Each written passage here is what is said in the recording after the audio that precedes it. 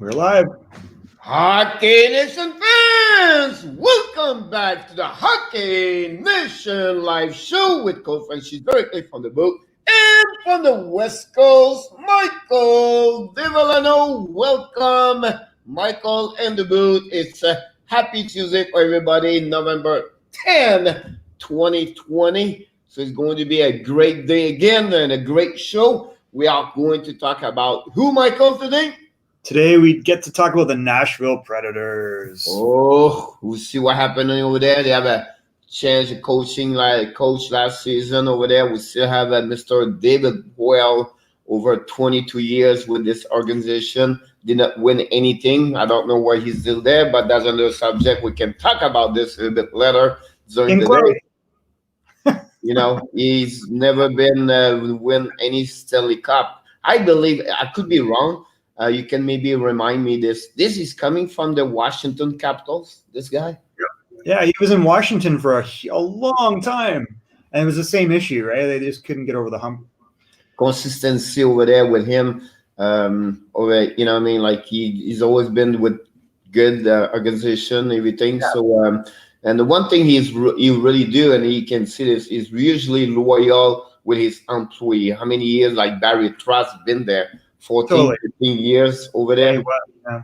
You know what I mean? So he's a really good person, honestly, but did not, carry on the ice with winning. But at the end of the day, it's about he's going to be Hall of Fame, definitely on the management side of an NHL. But like we do every single day when we're showing up, we go right to the breaking news or anything's going on around the league in the NHL, and we have three signatures. I want to talk about two of them. Honestly, it would be surprised me. One is surprised me, but let's start with the big one yesterday with the Dallas Star, the RFA, 23 years old from Finland, Ruby Hynes. Signing a contract at 3 years with $9.45 million, at 3.15 million AAV per year. And I believe in 60 games last season, he had 33 points. That's something out of my mind right now. I could be wrong on maybe more. But I think did he have 19 goals? Yeah, I think he has 19, 14. Yeah, I think you're right. That sounds right. And then we have a 25 game that's during the playoff. You have 2 goals, 11 assists, I believe. Yeah. Yeah, I really like him. I mean, he is a big guy. He's got when he gets going, we saw last year in the playoffs, he kind of it's like, who is this guy? Because he looked like the best player on the ice, and he took over games. And you saw this year in the playoffs, when he got hurt, you were like, he kept getting hurt. He kept having some freak accidents. And then finally was out, and it really affected them on the ice. He's a really interesting player. Like, he's a young guy that's got reach. He can skate. He can shoot the puck. He's at $3 million. How many years was it? 3 years. Wow. Like, you've got to say, here's a guy that scored 19 goals in his first 60 game season, right? So if he had 58 games the prior year and he had 9 goals. So he just doubled his production. Yeah, honestly, he is. You mentioned he's a big guy. He's another one again. Finland, with 5 million people, create players year after year. Phenomenal. He's a 49 overall pick in 2015. What I think what we saw more from him this year, for me at the end, it was the fact he was really play also on PK. He was like a two-way player. He played 15 minutes on the ice. He played on the second unit power play usually with Dallas. 20 goals, and it's pretty amazing. And you think about 60 games, so you can have maybe 22, 23, and everybody discover him. I think he's going to be a top 6. He can be a top 6 player, honestly, on that team with the Dallas Star. And it's another one flourish on the young kids in the NHL under 23 years old. So I think it's a good deal also at 3.15 million per year for 3 years. He's still going to be a RFA, by the way, Michael, Wow. at the end of this contract. So, and again, that was going to be very interesting, but great signature for both ways. I love it. I think there's so much. I think, we didn't realize how good they were, I think, until obviously this playoff, right? It's like we kept watching and like, when are they going to lose? When are they going to lose? And then you realize they're a very good team. And this is why. The emergence of Gurianov, the emergence of Rupe Hynes, you see how good Radek Faksa is. And then you got these veteran guys around them. And even though Seguin was hurt badly to the point where he's not going to start the season, they just kept playing and winning. And this is one of the reasons why, like, to get this guy for 3 years at $3 million, I mean, he would be a top center on a lot of teams. Yeah. Like, compare him to Ryan Johansson, who we're going to look at today. What's the difference? Exactly. He is really impressive last season. I think, it's a little bit what Eskinen, is it Eskinen for the defenseman? Is it Eskinen? Like, wow, this guy's like phenomenal. Where'd he come from? Well, good overall pick, but still, like, I don't think any of us anticipated how good that guy was. Yeah, definitely. I think it's good way about that one. The one thing he was also he played both positions. He really played more at some point as a left wing, but he can play center. Can play a center too. The beauty of put him on center, Michael, I believe, because the size of he can skate and he's got reach and so I think it's a good way to see him over there. Good for Dallas. With Seguin out, you're going to see him more at center, I think. And because he's not going to, Seguin will start the season late because of the surgery. So I'm like, think of him with Ben every game. Like, and then you got Pavelski on the second line, and then you got Faksa. Like, yeah, exactly. So good signature. I start to call them like the COVID contract. That's what I started. It's crazy. Well, what's funny, Pierre, is these might all seem very expensive in a year, because if the cap is normalized to revenue, which if they play a shortened season, it'll be if they play 60 games, and it'll be prorated as 60 games. If the cap has got to drop after this year, like it's impossible not to. Like, how are they going to have people in the stands? The revenue is going to drop. So I think it's really challenging. The actual cap number is probably 40% lower than we're looking at. Yeah, I don't think so. They will change it. To be honest with you, I don't see this because the fact, like, too many teams going to be, or they're going to have a modification, because you cannot drop at 78 when they have those contracts. That's the problem. But you and I see this. How many teams are under the cap right now? Oh, they have, I think we got about, I think last week before the contract start, like this week, it was about 11 teams. It was under $1 million. Yeah. And that's why you're not seeing people go aggressive on these other players. Of course. Because in a year, a lot of teams, you're going to see their next year cap is already well under. The second thing about this, Mike, like, if you're a GM right now, you have Mike Hoffman, you can sign, example, like at $5 million, right? And then the league decide to play only 48 games. $2 million. No, but my point to you is like, like, why spend $5 million? A guy is going to play a season of 48 games, because the salary don't go. It does. It will drop. Wait, no, it does drop actually. So it will drop if the season is prorated. It will drop.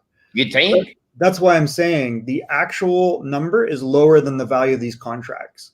So they already put money into reserve. I think it's 10 or 15%. So if I get $1 million, I'm only getting $850, and then 10 or 15% goes into a reserve to true up based upon actual revenue. So why they would pay the player only $2 million? So the way the NHLPA agreement works is it's a split of revenue, and what they're doing is they're projecting revenues based on TV and gate. So the Players Association gets, I think it's 49 or 50%, somewhere around there. And that's what all the players share in. And then it's kind of like they're part of it. So if I have $1 million contract up front, I only get $850,000. And then 150 goes into that player reserve. And then if the actual revenues come in as target, I get it. Now, what's going to happen is if they prorate the season to 48, it's going to, be 55%. So it'll be 55% of my actual contract. They will actually increase the reserve. So up front, I will probably only get 40% of my contract, and I'll get the balance at the end. But the team have a contract of $80 million. Doesn't matter. That's a cap number. So what are you going to get? How are you going to pay if they play only? It's what I just explained. So if there's 80 games normally and my contract's $1 million, it's $1 million based upon an 80-game schedule. Okay. What happens is there's a player reserve of 15%. So I'm up front over the course of that 80 games, I'm only getting $850,000. The 15 goes into a player reserve, and I get it at the end when the actuals are in. What's going to happen is if it goes from 80 games to 48, 40, 50, 50. Whatever, for math's sake, say it's 40, 50, they're going to increase the reserve from 15 to 65. So you're only going to get paid $500 of your $1 million. Probably less. You'll get 350 up front, and then you'll get the other 15 at the end. So the player losing $500,000. Just because the owners will. Because it's a partnership under the NHL agreement. So that's why nobody wants to drop the season, right? But the reality is, if there's no gate revenues, what's the point? Yeah, of course, I understand. Because I think it's like it's a percentage of revenues NHL. Yeah, there's a 1% go to the back at the bank, or in the safety of X percentage for the agreement between NHL and HLPA. Right. So it's crazy. So it's like a little bit like the escrow, the owners. It's escrow. Yeah. So that's all about. All right, makes sense. That's a good point here. Good information. Like that very well. Minor signature, but again, still the Nashville. We're going to go with Nashville Predators in a few minutes. But they just signed yesterday the second round pick. I think it was the 42 overall in 2020. Luke Evangelista. Yeah. It's a entry level deal, very minor there, but I believe he played with Saginaw or Erie. London. Oh my God, London. Yeah, London Knights.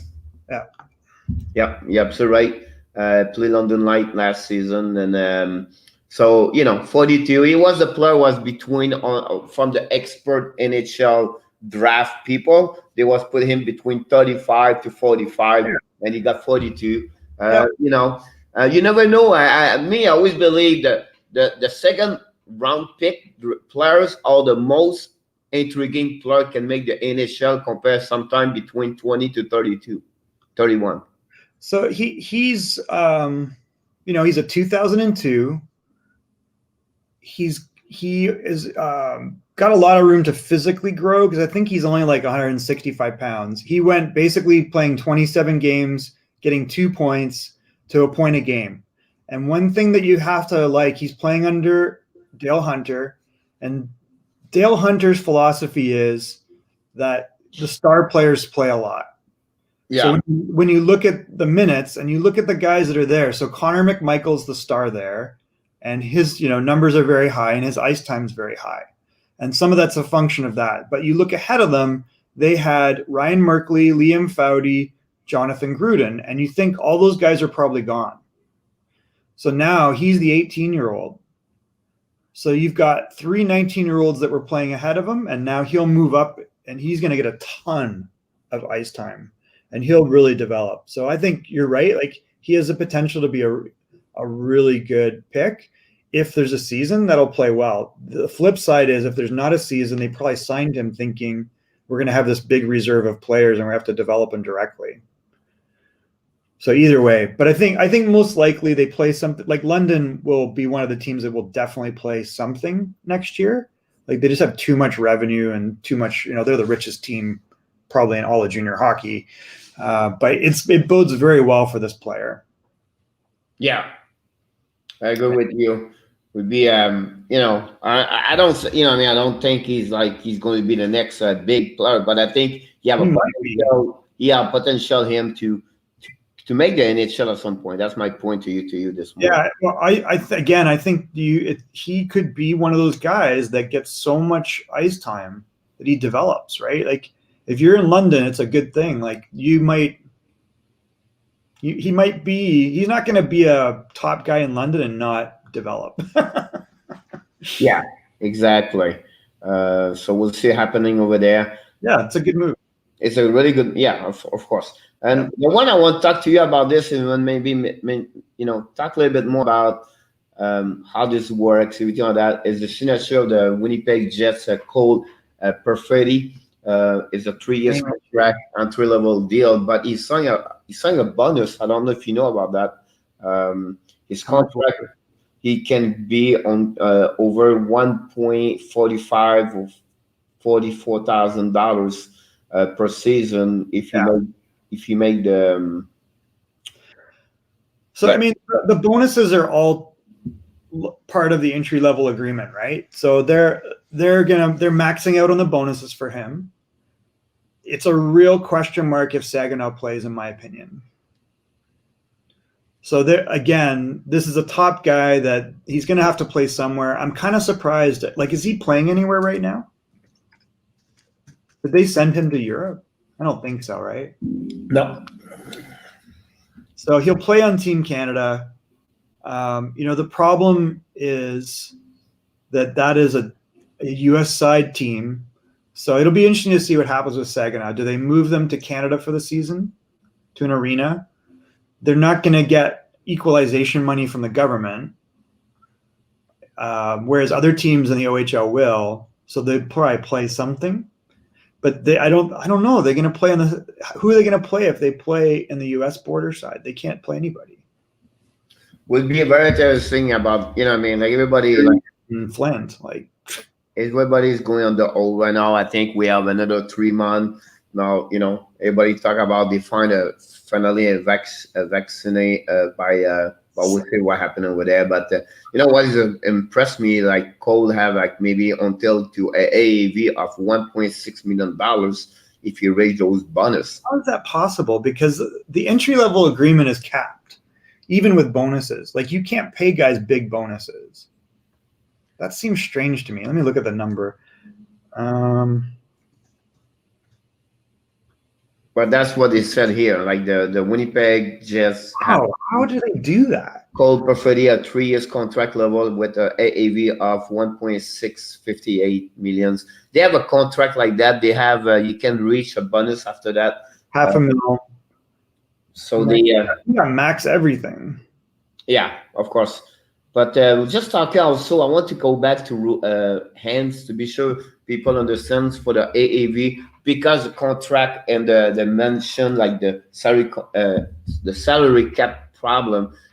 Rope, he get 2 million, 3 million, and 4.45 at the end, and because he get the money at the end of the 3 years, now he will be on a qualification offer of a 3.78 on right away, and not to reevaluate at the beginning the 2 million, like split the 3-1. Does it make sense? Yeah, let me look at so I understand. So that's what happening with him over there. Base salary goes up to 4.45. You're saying, so he's actually only paid 2 million, 3 million, and 4.5. Yep. So then, to your point, the qualification will be in the $5 million range. Yeah, exactly. So I really believe he's going to be now between $3 to $5 million, and maybe more. He'll be over 4.4. Oh yeah, definitely would be like. Yeah, I think it's 18%. So there's like I think he automatically gets like an 18% raise. Yeah. So what happening is like he get like 3 point. Yeah, absolutely right. So 3.15 million salary. He's going to get now 3.78 at the qualification of his offer at the beginning. Yeah, you're right. You have a good number right there, 18% right there. The last news we have around the league, honestly, it's a one here on my backyards, and it's a good one. I think he can bring a lot. Is signature of assistant coach for the Florida Panthers, Ulf Samuelsson. The 56 years old, played 16 years in NHL, more recognized as with our Hartford Whalers and Pittsburgh Penguins, the New York Rangers, Detroit Red Wings, and the Philadelphia Flyers before he retired in 2000. He was right now pro scout with the Seattle Kraken, but now he, by the way, at that moment, like he was in Sweden coaching the Sweden. He was coaching the he's not in the Fakesta, Sweden. So he was coaching the team at that moment right now, but now he's going to be with Florida Panthers. Yeah, we've seen him in Phoenix. Samuelson hurt someone, like a eye. What? Cam Neely. Is it Cam Neely? Cam Neely, yeah, the dirtiest hit. Okay. I thought it was something there or someone I was. Remember, like the big issue with Cam Neely, I think, was the way it was treated. So it was basically an intentional knee on knee. And Cam Neely, if anybody doesn't know, was like a goal a game player. Like he's like a monster, right? Yeah. Big, tough, mean, soft hands. Like he was the prototypical superstar power forward. And then Ulf Samuelsson was also a tough defenseman. Dirty hit, knee on knee. And then the problem, I think, was that the knee calcified because the idiot doctors in Boston, whoever was treating it, didn't keep Cam Neely moving. I think they kept him in a cast, which was stupid.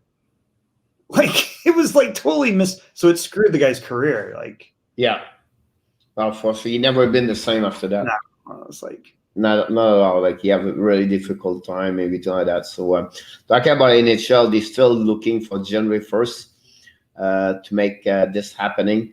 We'll see what happened there, but it's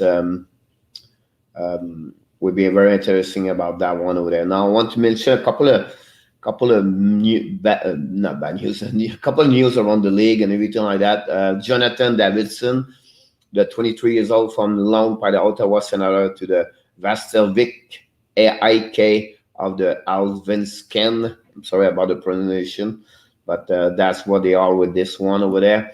I want to mention about one player here is maybe you can talk about. We have a time. We have about 5 minutes.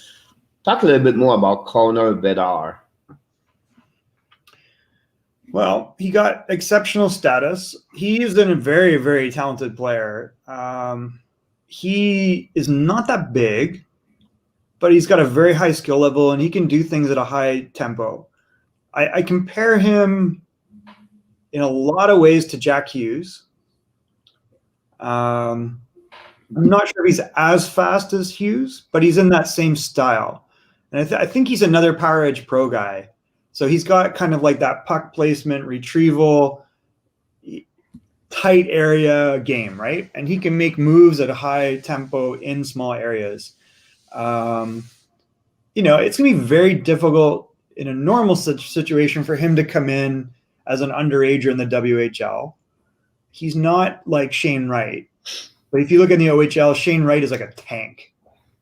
And he's like 6 foot, he's probably 190, 200 pounds as a 14 and 15-year-old, right? So now Connor Bedard's probably like 5'8". 5'9". Wow. Yeah, 5'9". Then he's probably like 160. Yep, 65. So I think there's a difference there, right? He's not built like a Shane Wright who steps into the OHL, gets a point a game. Now he could be that player. But I think it'll be tough for him to do that. We've seen young guys, get games up on the W. It takes him a little while to adjust. So he's going to be a very good player. I mean, he played U18 last year. Oh yeah, he's really talented. SHL, he have 84 point 36 games. But what's impressive right now, he played right now in Sweden, that is J20 national team. Yep. There, and he have 4 points, 4 games, 2 goals, 2 assists. So he's only 15, turned 16 in July next year. So he's only 15 and a half, and he's playing right now with the kids J20 national in Sweden. So he's playing overage, which let's take a look. I haven't seen his stats yet. So he has 4 goals, 2 goals, 2 assists in 4 games over there. Minus 3. That's interesting. He played J18 for 1 game. He have 2 points. Really interesting about. that's against, guys are quite a bit older. Yeah, definitely about that one over there. I just want to. It's also on bigger ice, Pierre, and it's also, it's not like playing in 17-year-olds in OHL, right? So I think it's probably a step below the OHL, but it's still high level. Yeah.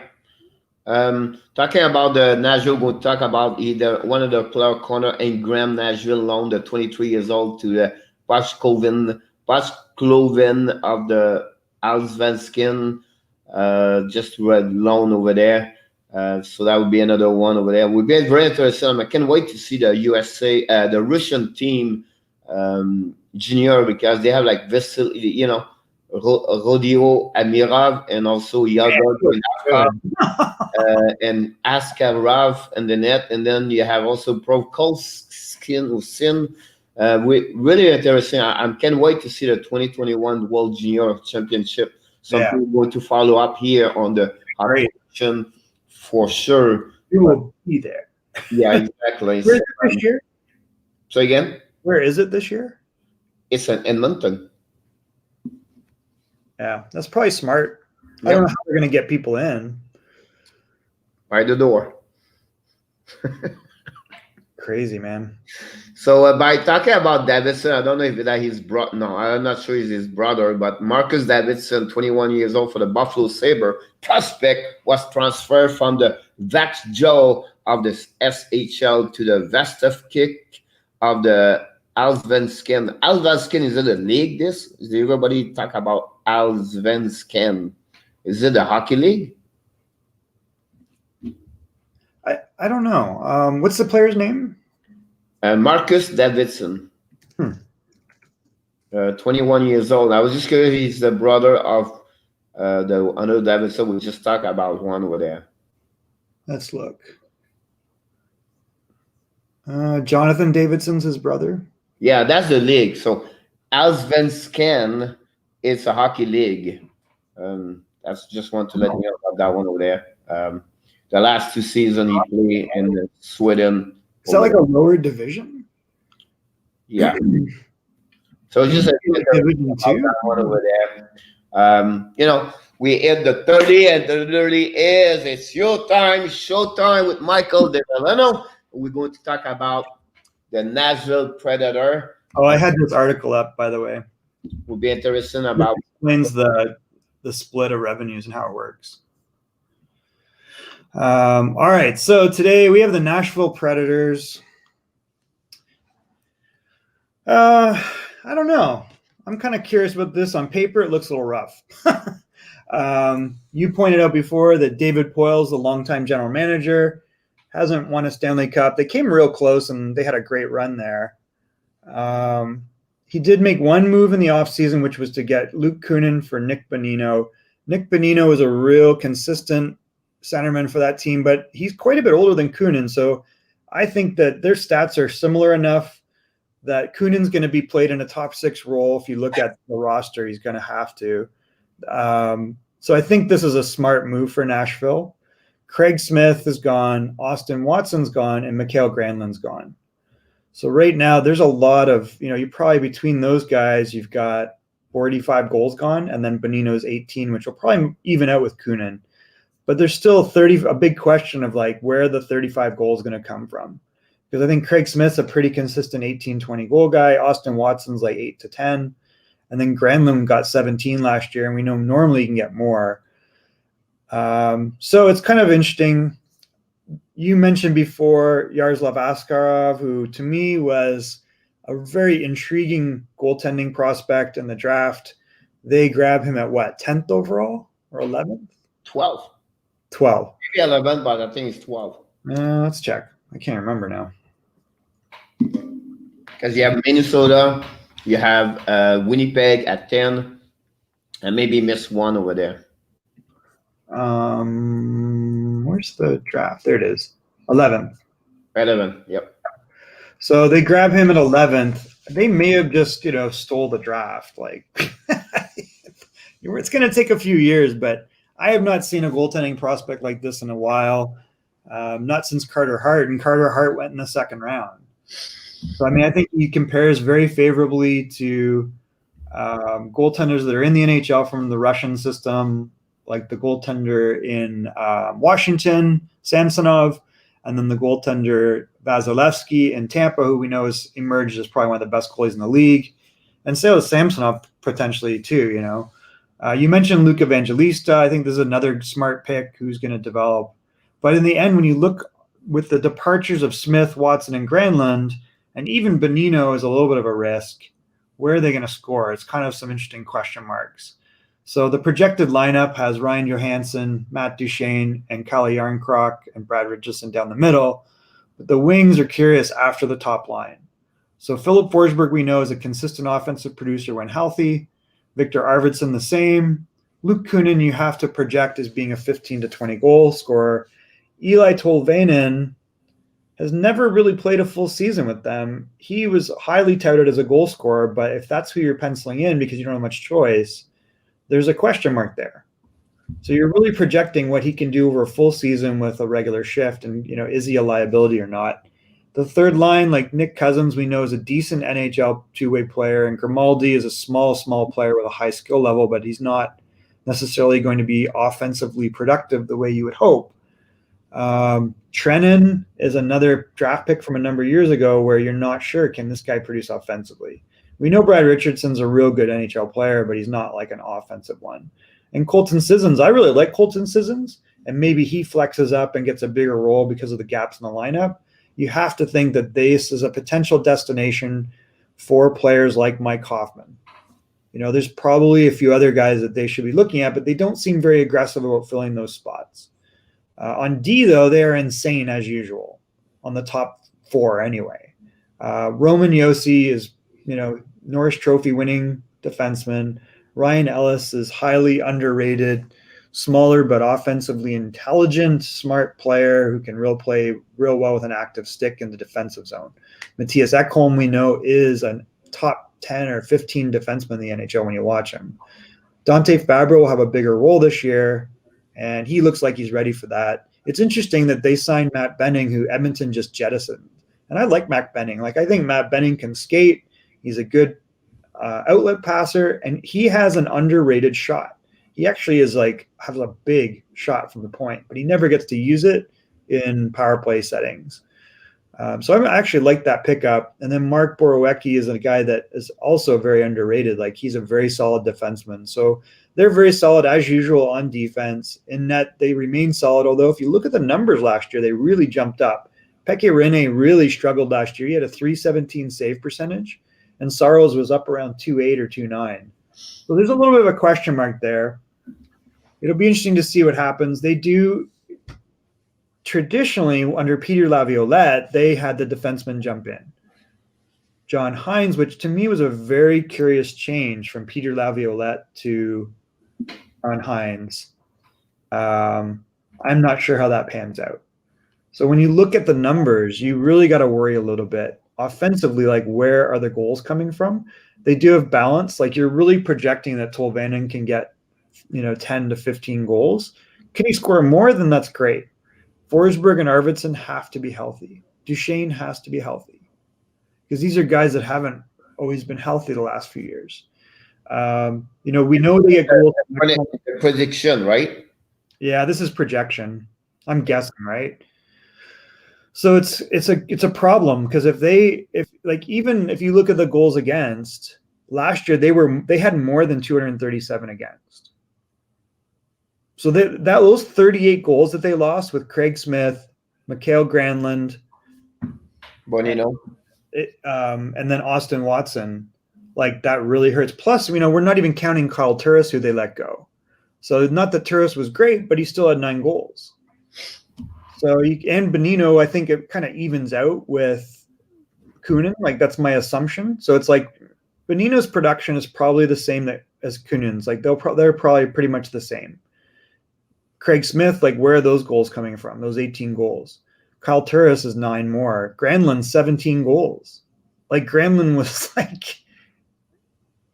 they just let him walk. Arvidsson, we see, only had 15 goals last year, so I'm really projecting that he gets back to his normal production because he missed a lot of time due to injury. Look at their top 4 players, right? Like Forsberg missed time, Duchesne missed time. There's one other guy that missed. Colton Sissons even missed time. So you're really projecting that even at these numbers, that Duchesne, Johansson, Forsberg, and Arvidsson get back to normal. And you're really projecting that Tolvanen gets more offense. You're hoping that Kunin replaces the exact same production. He should. He had 15 goals last year. Sissons looks like he might be able to flex up, so maybe projecting him at 5 is a little bit low. And Grimaldi had 10 goals last year, so it's kind of in that striking range. But it's curious. Like, it's not obvious where the offense is going to come. Now it should work out, but right now on paper it looks kind of bad. And I don't see anybody coming up that is like, it's not like they have a high-end prospect that's going to step in and really replace it. Do you project Trenin to replace it? I'm not sure. They still have to sign Kunin, but I don't think he'll get a crazy contract.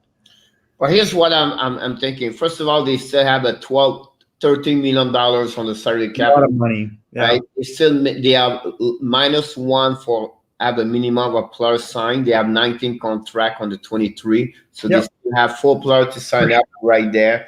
They have 41 contract on 50 and 63.90. And next year they have like 7 draft pick, just a normal, nothing big, nothing bad. What you mentioned to us right now, I think is you have Johansson did not play the level he's supposed to play. Forsberg was hurt last season. Arvidsson has always been a problem with injury usually, but they produce together. They expect 25 goals at game. I think Johansson at 22 is a little bit high. Maybe is now become a 15 to 18. But if he can get 40 assists, 45 assists, I think that would bring a lot of what this line here. Now you go back now the second. As the problem you get Duchesne did not play the level he's supposed to play that season.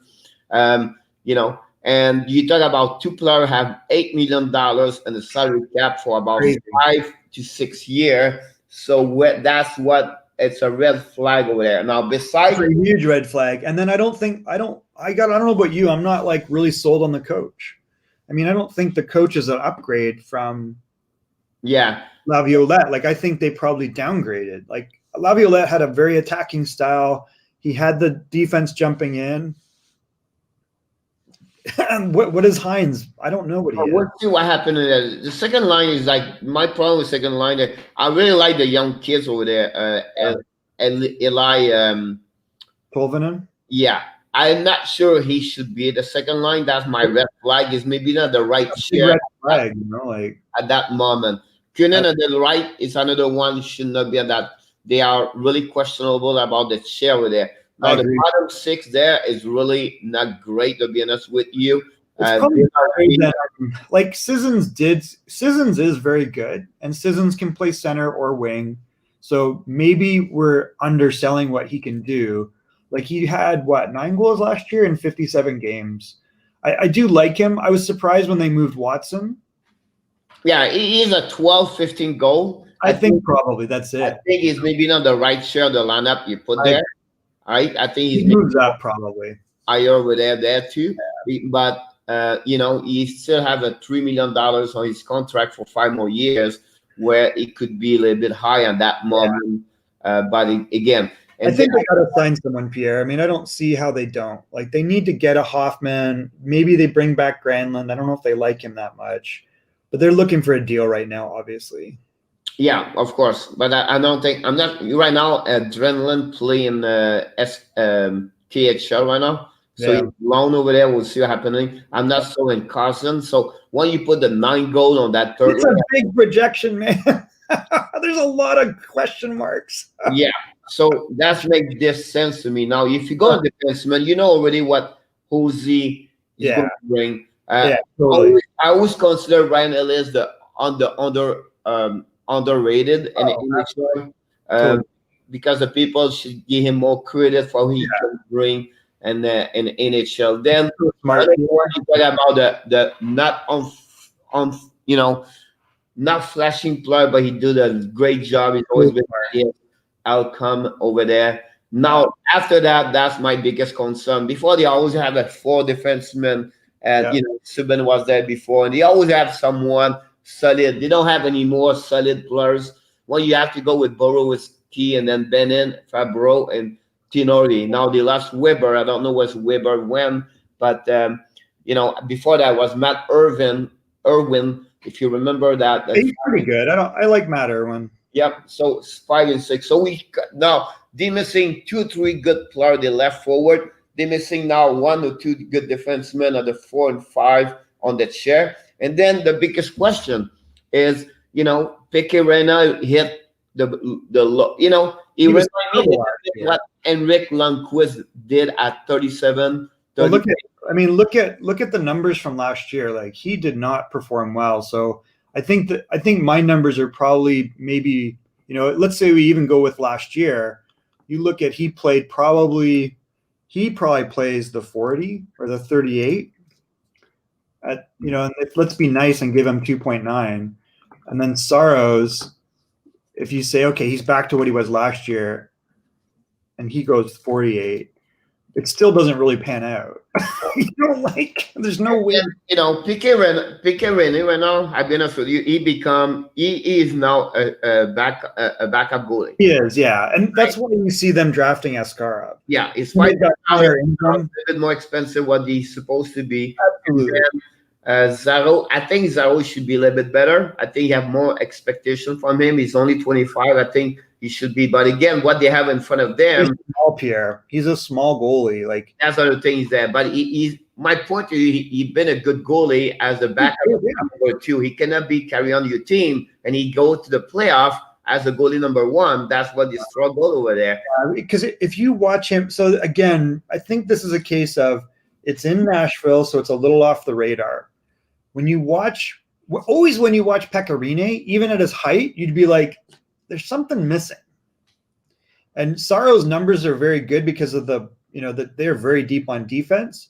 But to your point, when it gets to the tough games, I don't know if he stands up as a 1A. He's still a 1A, but he's like a little off. It's like when Jonathan Bernier was at his best, it's probably like that. Yeah, I agree with you on that one there. The second thing I want to mention to you is for 6 more, 1, 2, 3, 4, 5, 6, 7 more year. 7 more year, Michael.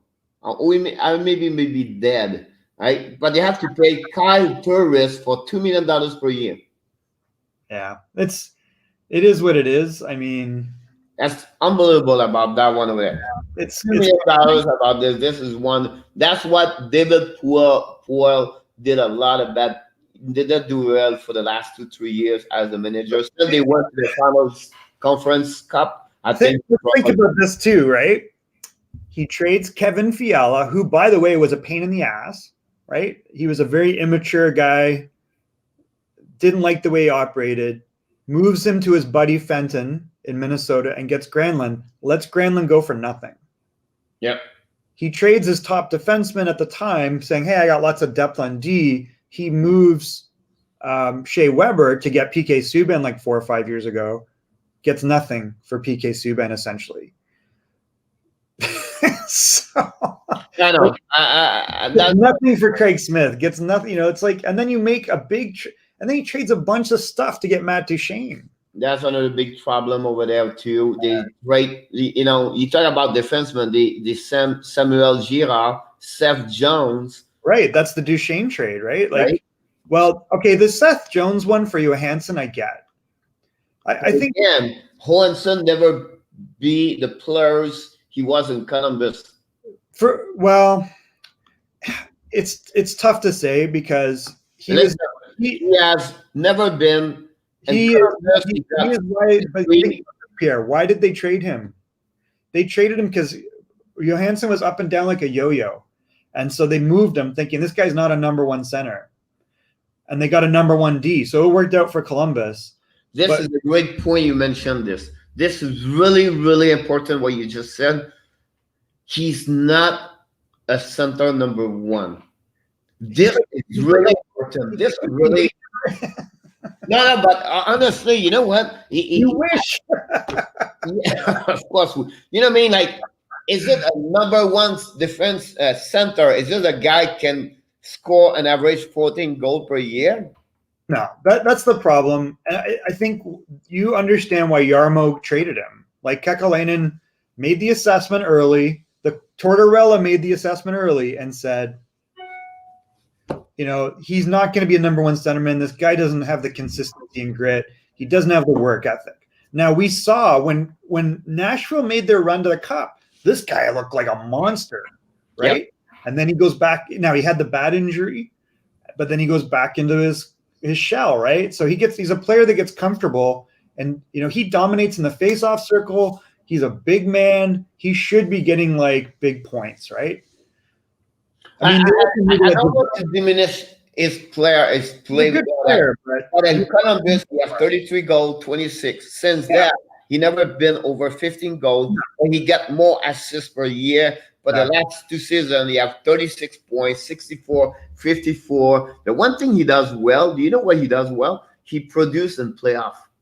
That's what I was saying to you. When they had their playoff run, they went to the final. He was a monster. And then like 14 points. Oh yeah, he was a monster. And 13 games, 5 goals. Ryan Johansson being Ryan Johansson. Like if he hit that level, then you're excited, right? But he's a 50, 60 point player in a good year now. Yeah. And guess what? Who else is? Seth Jones. Yeah, no, but it is a good point. He's really center number one that's questionable. Now, Matt Duchene's not a number one center. Matt Duchene, look at Colorado, why they struggled all those years. You see why. Matt Duchene can really skate, really high skill level. He's soft. He looks like he should be a starter, but he never will be. I think what was not right about Matt Duchene, I will tell you what reason. He had 2 good seasons in Colorado. One is 70.71, and then after that, he never been the same player after that. He never crossed the 60 point after that year. Only he got one, and remember he had a good start with Ottawa like 2 years ago. He had like 58 points, 50 game, but since I don't know him. I don't want to say that. I'm not sure about his commitment as a full. But again, he's not a bad person. So he's a 1991 Pierre, right? So I coached against him in the OHL Cup. He played with the North Central Predators. So at the time, it was Ryan O'Reilly, who we had with the Toronto Junior Canadiens. It was Taylor Hall in Kingston, and then it was Matt Duchene, and then Casey Cizikas. And Cizikas at that point was a monster with what was then the Mississauga Ice Dogs is now back to whatever it is now. I forget the name. They changed back from the Ice Dogs to their old name. The thing that you knew when you went up against him is, man, he produced ridiculous numbers, Pierre. His skill level is so high. But the guys talked about it on the bench, and they knew, go hit him. And Matty would disappear. He would just go into a shell. He did not like to be hit. And he did not like to, get rough. And you can see, he's the same kid, he's very skilled. He's high in player, but he's not your franchise guy. No, I agree with you. That's another one I don't get it very well. Let's finish with Nashville with the draft pick. I think we have to just go through this and think. At 2020, they got 2 good ones. I think Askarov and Evan is going to be. I really like that. I don't know. Maybe he can talk a little bit more about Tomasino and also the Tomasino. I don't have no clue about. He played in the OHL for the Niagara Ice Dog. He's a winger and look like. I'm trying to project what this guy ends up being. Like, my gut tells me he's an AHL guy. But, it's not that he's bad. I just don't know. Like, maybe not. He did get 40 goals last year, but he was an overager, I believe. Yeah. You look at, he had 34 goals and then 40 goals. He got traded from Niagara to Oshawa. So he is a good player. So maybe I'm wrong. Like, maybe this is a guy that they give a little bit of time and he's a good NHL winger. I'm having a really hard time projecting what his offensive numbers will be. He's always been a good offensive player. Like he had 100 points last year in the OHL. So that is very good. I mean, that's the toughest junior league in the world. So he's not a bum. I'm trying to say, like, does this guy become a 20 goal scorer? Does he play in the AHL? And I just don't know the answer. He doesn't overwhelm me with anything, but, I think he's probably one of those quiet picks that works out. Or, he just bounces back and forth, and it'll be really interesting to see. I don't think there's like a guarantee that this guy is going to play in the NHL. That's my feeling. Yeah, I agree with you about that one over there. Since 2010, the draft pick was not very good. You talk about Zed Jones, but of course he's number 4 overall. So that he could be number 1 in many drafts for this kid over there. They got one where Fiala, you mentioned. I think in 2014 they did well of 11 overall pick, but after that, they picked Samuel Girard. But Girard is not there anymore. He played real well. You know what I mean? And then you have nothing else. Like you have to look about those kind of draft behind that, and they don't have anything really. So, oh my God, they did. They stole Arvidsson in 2014, but again, in 2012, no first round pick. 2011, no first round pick. They trade that one, and then you have another year. 2015, no first round pick over there. Number 18, they have only 4 pick and started 4, 5, 5, and 7 in 2018. At some point, those years hurt exactly. So they are not on my, going to go after that marathon of 31 team 31 days. So, I mean, this is why when you go back, you have to. I don't know what they're thinking. What they might be thinking is, we're not going to worry about this year too much, and we're just going to get a high pick, and that'll be it. And we'll wait for our great goalie to come. Tomasino, by the way, does have really high skill level, but I think there's problems there. So, but I don't think they're banking on him. I don't think they're banking on the Russian guy. I think what they have right now is the left wing Eli Tovdeven. How do you project that guy given the last 2 years? I really believe he's going to be a good player for them. I think he's but we've been waiting and waiting, 20 goal about that one. I think he should be, right? He should be. Honestly, they are not on my list of the team to make the playoff. It's the team on the regression as to go on the progression. Right now, that's why I say, do they fall into lottery territory? And that's the way it looks on paper. But they have so many pieces because they're, again, it's like our discussion. If you're the GM, you go, Ryan Johansson and Matt Duchene are going to lead me to the Stanley Cup. No, you're not going to say that. So you need someone that's going to come in and be an amazing player.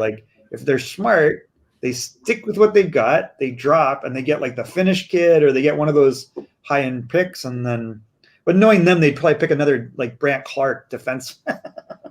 I checked the one I follow is about the EOV, game winning, everything like that versus the contract, everything like that, and they give them a grade A, B, C, D, and then they have 2 players right there. Colton season as a D, and also Ryan Johansson as a $8 million like a D minus, because they get too much money for what they have to pay, what he bring on the table. Yeah. And then I'm doing I'm working right now. I'm going to make a list to you in the next couple of days. Next one will be done. The ex-player for each team. So who was there, and then he got traded. And I want to mention to you for the Nashville Predator, Kevin Fiala, you mentioned to him. Well, we talked about that, right? Where he traded Fiala for Granlund, and then he lets Granlund walk for nothing. Yep. Then he he sent Patrick Ornqvist. Yeah. Yep. James Neal. Right. Getting nothing.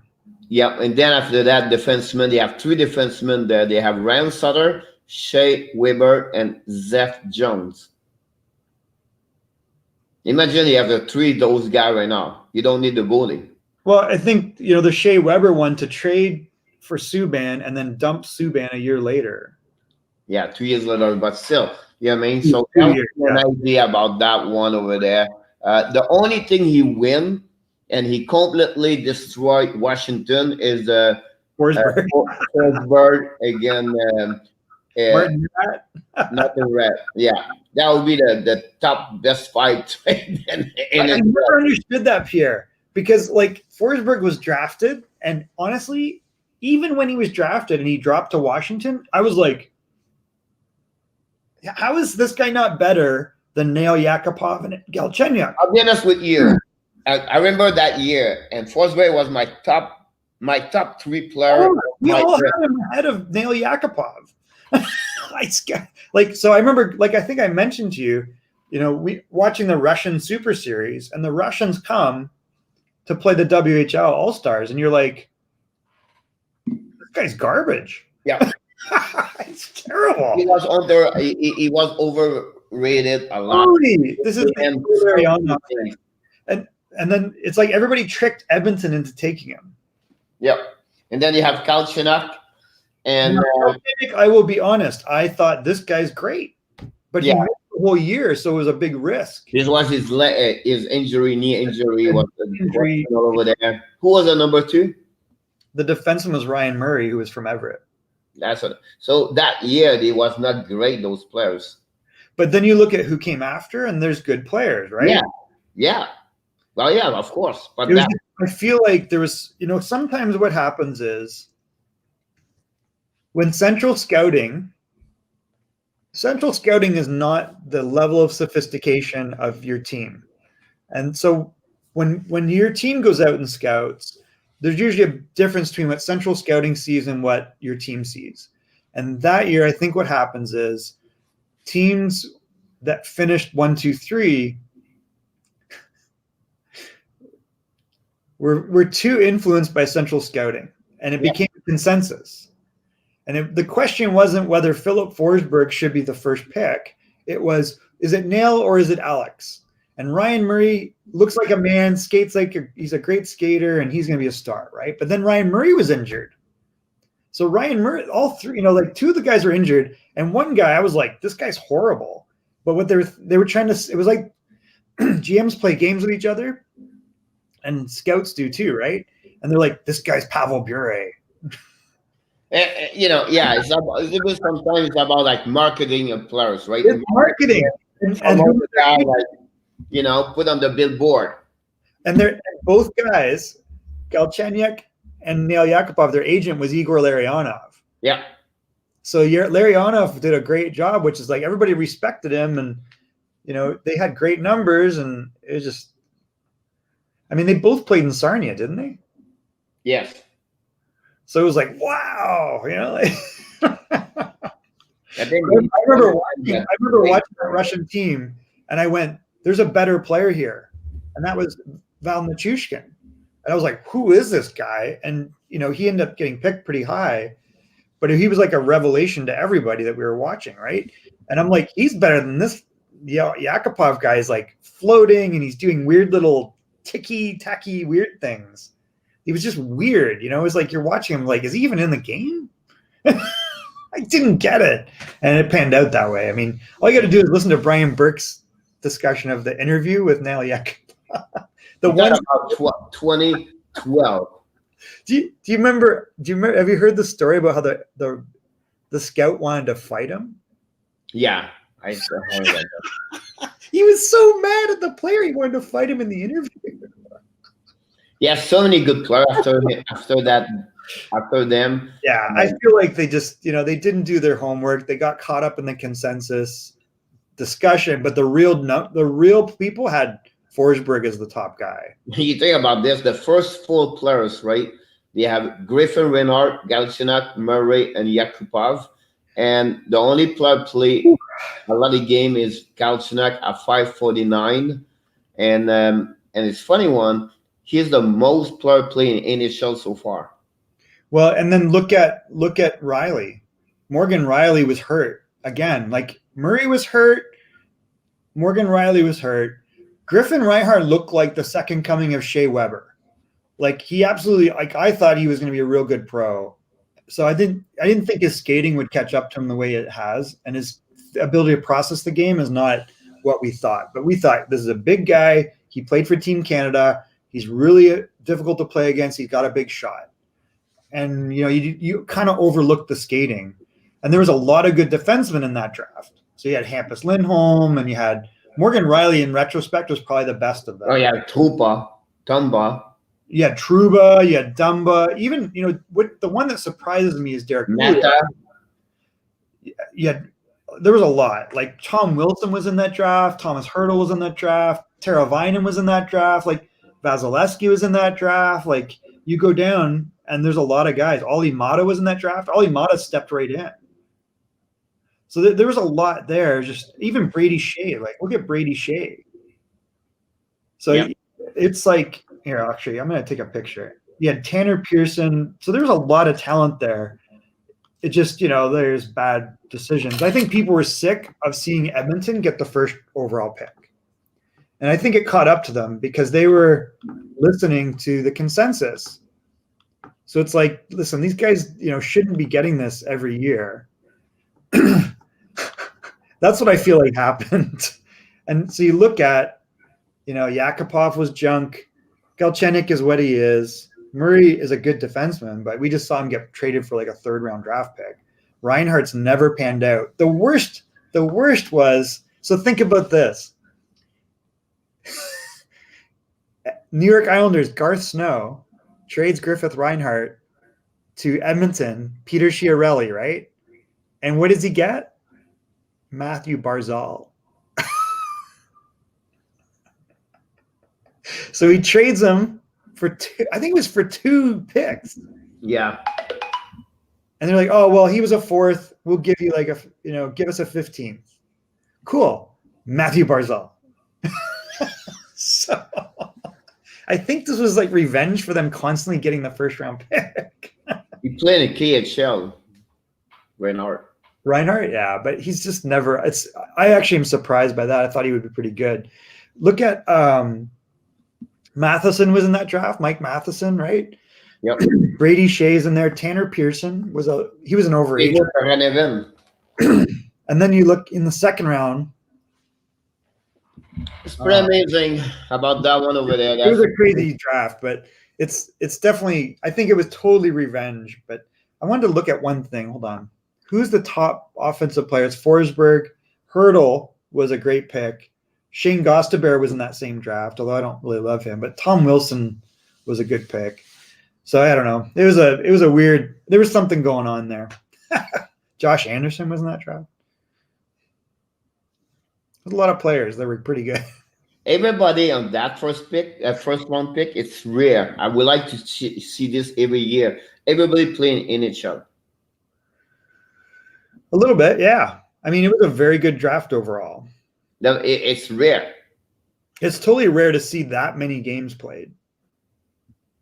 So that's why, like, the miss at the top was so egregious. Like, I don't think it was a miss to get Galchenyuk. Like, I think he is just, we projected him maybe as a little bit better centerman. And I was like, wow, I love this guy better than the other guy. The other guy, to me, seems like he's in outer space. Like, he didn't make sense on the ice. He was doing these weird little moves, and he was so far away from the net. You're like, why are you doing that?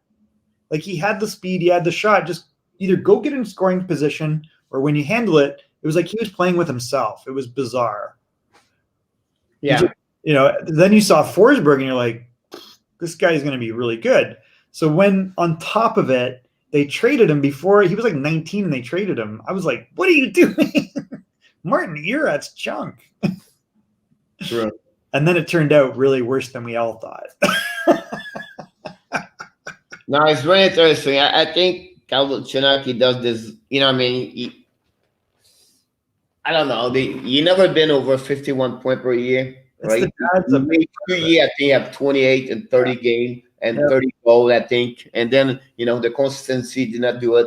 He did well in Minnesota. He have 7 points, I think, and 7 games over there, or 14 games or something like that. But again, will be interesting what's next for him. You have a low, Ottawa is going to be a top 6.